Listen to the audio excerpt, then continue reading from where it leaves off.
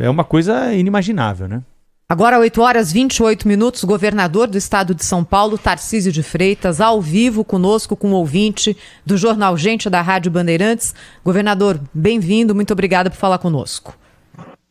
Obrigado, bom dia. Bom dia, Thaís, bom dia, Pedro, Sônia, Cláudio Humberto. Bom dia a todos que nos acompanham na Rádio Bandeirantes. Bom dia, governador. Governador, o governo do estado de São Paulo divulgou ontem várias ações para ajudar na recuperação do litoral norte.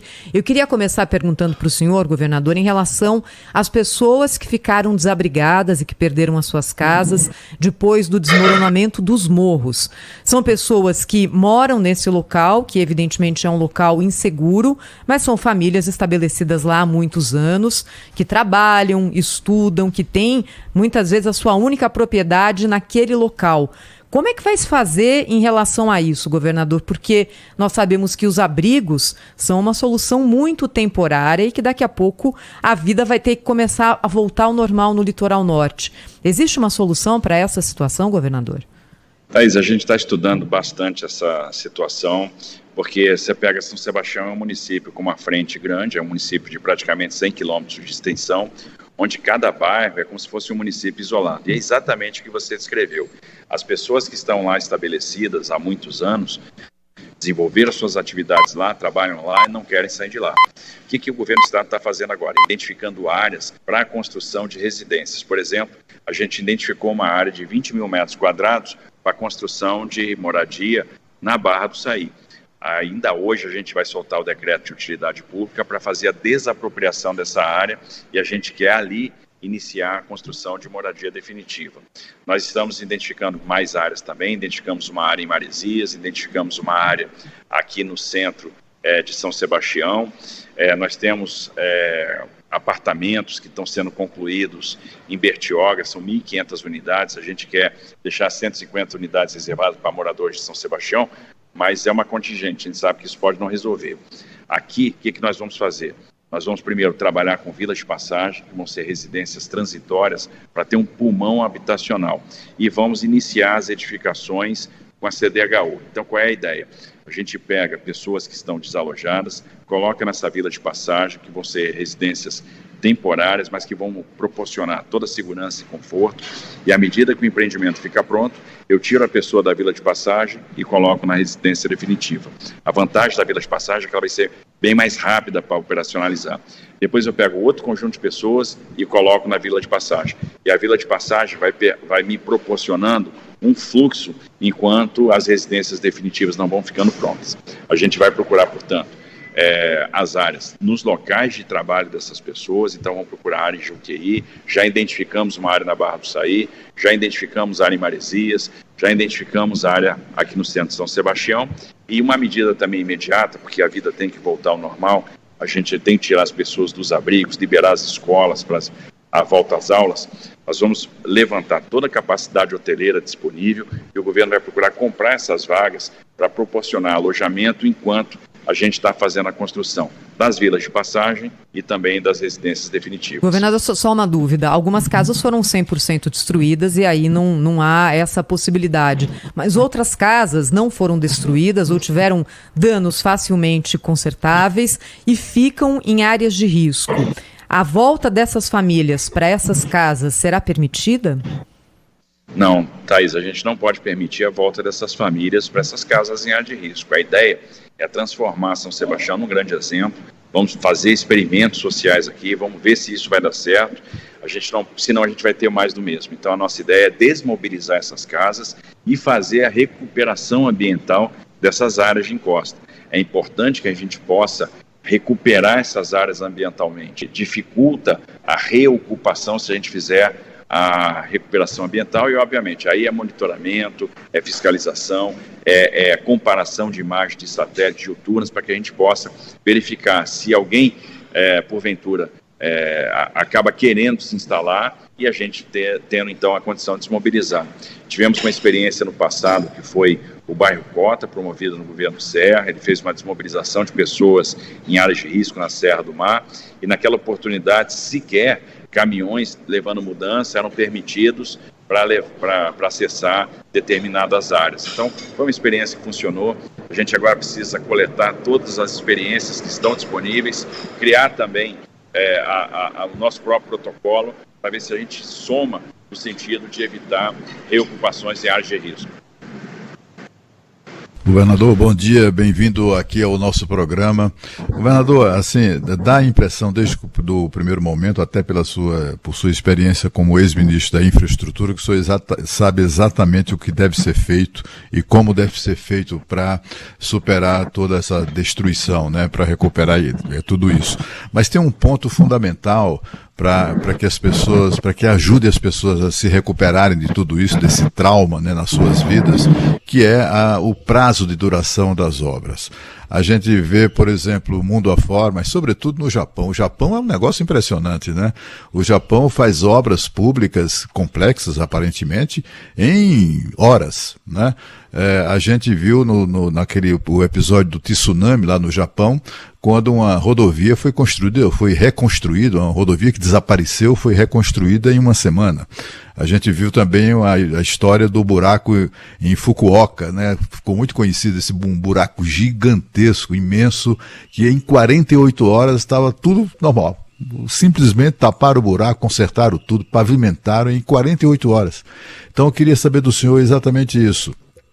Bom, primeiro, se a engenharia brasileira, né, está de fato tão preparada quanto de outros países, como é o caso do Japão, e qual o prazo que o senhor pode assegurar à população de São Paulo, mas sobretudo a população atingida pelas enchentes no litoral norte do estado? Bem lembrado, a gente tem essa referência dos japoneses, eu acho que a gente tem que se inspirar nas melhores práticas. Entendo que o nosso problema aqui no Brasil não é um problema de engenharia, eu acho que nós temos engenharia para dar respostas em curto prazo. Nós temos uma tradição de corrupção, essa tradição de corrupção ao longo do tempo criou uma série de entraves burocráticos e agora está na hora da gente ser inteligente, de a gente usar a criatividade para procurar dar a pronta resposta. Por isso a ideia, por exemplo, da Vila de Passagem, que seria uma vila de habitações de edificação muito rápida, usando as melhores tecnologias de edificação modular que nós temos disponível no momento. Porque isso a gente conseguiria dar fluxo, a gente já tiraria uma série de famílias dos abrigos e ganharíamos tempo para edificar. Obviamente, a gente tem questões de barreira de limitação de construção aqui na região, barreiras relacionadas a gabaritos. Tivemos no passado conflito de coexistência de habitação de interesse social com habitação de alto padrão. Então, é uma realidade local que a gente agora vai ter que superar.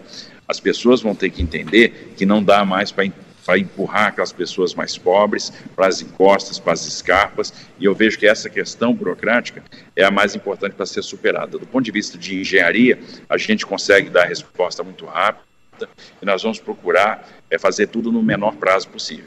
Eu vou citar como exemplo simples, obviamente é muito menos complexo, mas a própria desobstrução aqui da Barra do Saí até Juqueí. Nós tínhamos aquela interrupção na Praia Preta, uma extensão grande, mais de 700 metros, com muito volume de material que caiu. A gente não sabia exatamente o prazo que a gente conseguiria desobstruir a partir do momento das chegadas das máquinas, e nós colocamos 8 escavadeiras na direção norte e botamos 10 escavadeiras na direção sul, e a gente conseguiu fazer com uma quantidade muito grande de caçambas para dar fluxo, e a gente conseguiu abrir e tirar aquele material em alguma coisa em torno de 18 horas de trabalho.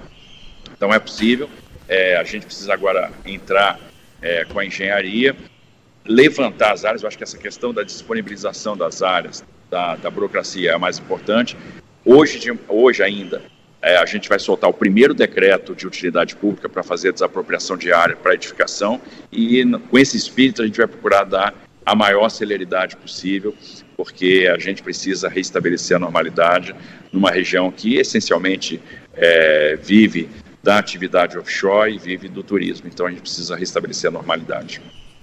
Nós estamos conversando ao vivo aqui na Rádio Bandeirantes com o governador de São Paulo, Tarcísio Gomes de Freitas, e em transmissão simultânea com a Band News TV. Governador, seja muito bem-vindo ao nosso programa. Sônia Blota está aqui. O que eu gostaria de saber do senhor, o senhor que entende tanto de infraestrutura, de obras, e que a gente está falando aqui o tempo todo. É impossível a gente saber a quantidade de água que vai cair. Os meteorologistas já explicaram isso para a gente, mas como, governador, evitar daqui para frente esse tipo de tragédia, com as casas nas encostas, no sentido das obras mesmo, as estradas que a gente viu que foram engolidas pela força das águas, como fazer isso daqui para frente, para que isso nunca mais aconteça, governador? Bom, Sônia, a gente tem primeiro uma série de medidas de preparação. Observe, nós vamos comprar radares mais modernos para a Defesa Civil do Estado de São Paulo. Então, a gente vai substituir radares que nós temos, radares meteorológicos que são da década de 70, por radares mais atuais, radares de última geração. Nós vamos ampliar a rede de radares também, porque hoje nós temos os radares essencialmente estabelecidos no Planalto, e nós vamos começar a instalar esses radares também no litoral, para melhorar a previsão de eventos extremos, quando nós temos regiões de baixa pressão, e isso acaba prejudicando ou retardando a previsão desses eventos. Outra coisa que é fundamental é a gente melhorar os canais de comunicação. Observe que a gente percorreu uma série de veículos de comunicação na sexta-feira, foram 13 entrevistas alertando para o perigo das chuvas, sobretudo no litoral norte, para o risco de deslizamento, mas a gente percebe que, mesmo usando os canais que estão disponíveis hoje, a mensagem não chega na amplitude que a gente precisava. Então, é necessário melhorar isso. E aí, como sugestão, nós temos uma lei federal que trata do aviso das questões de defesa civil na telefonia móvel. Só que se estabeleceu na lei uma obrigatoriedade das empresas fazerem esse aviso, mas não se definiu como. E as empresas dispararam 2.600.000 SMS com os alertas, e esse SMS não chegou. Então a gente precisa colocar o sistema de broadcast disponível. E aí uma sugestão para os nossos legisladores, né, até para o governo federal, que pode fazer isso por meio de medida provisória, e também para a Agência Nacional de Telecomunicações, para o regulador, para que já preveja essa comunicação via broadcast, que a gente pode melhorar a eficácia da chegada da informação via telefonia móvel.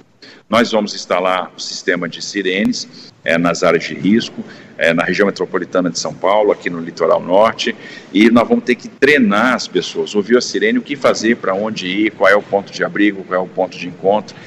Isso só funciona se houver disciplina. Então, a gente também está prevendo nas escolas incluir no ensino fundamental a disciplina de defesa civil e primeiros socorros, né, porque é uma coisa do dia a dia. Nós temos escolas em áreas de risco, alunos em áreas de risco, e eles precisam orientar os seus pais ao que fazer. E, obviamente, a gente tem que trabalhar cada vez mais em estruturas resilientes. Quando a gente pega, por exemplo, a Rio Santos, a gente vai ter uma necessidade de fazer uma quantidade enorme de cortinas antirantadas, fazer confinamento de aterro, fazer solo grampeado, ou seja, uma série de estruturas de contenção para impedir esses deslizamentos. E mesmo assim, uma chuva do impacto que teve, nós teríamos também os deslizamentos, por mais que as estruturas fossem bastante consistentes, porque, de fato, quando você sobrevoa, você vê o volume de terra que saiu. Uma coisa impressionante. Obviamente, as estruturas de contenção vão dar alguma resiliência para essas estruturas, então, a melhoria dos dispositivos de drenagem. Eu entendo que a gente tem engenharia para melhorar muito vamos dizer, a integridade dessas estruturas, e, obviamente, nós vamos trabalhar bastante para tornar essas estruturas cada vez mais resilientes e para ter uma resposta cada vez mais adequada. Funcionou bem as unidades básicas de atendimento que nós temos nas rodovias, porque quando começou a chover, por exemplo, a Mogi Bertioga foi interditada e nós não tivemos, por exemplo, nenhuma perda de vida nas rodovias. Então, se previu que podia